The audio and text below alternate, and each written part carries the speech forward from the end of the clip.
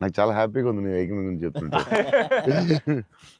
So basically ఏక్ నిరంజన్ మీ మెమరీలో what does it hold అన్న అప్పుడు? పూరి గారు లాగా ఎవరు రాయలేదు.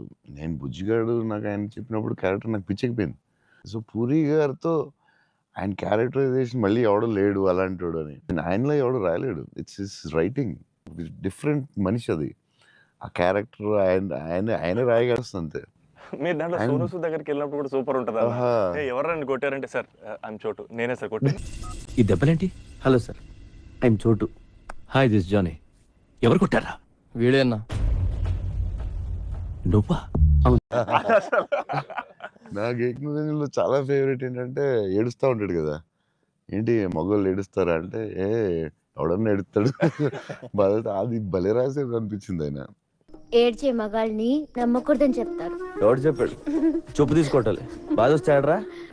అది నువ్వు అన్న డైలాగ్ లైక్ విలన్ డైలాగ్స్ కూడా చాలా బాగుంటాయి ఆ సినిమా.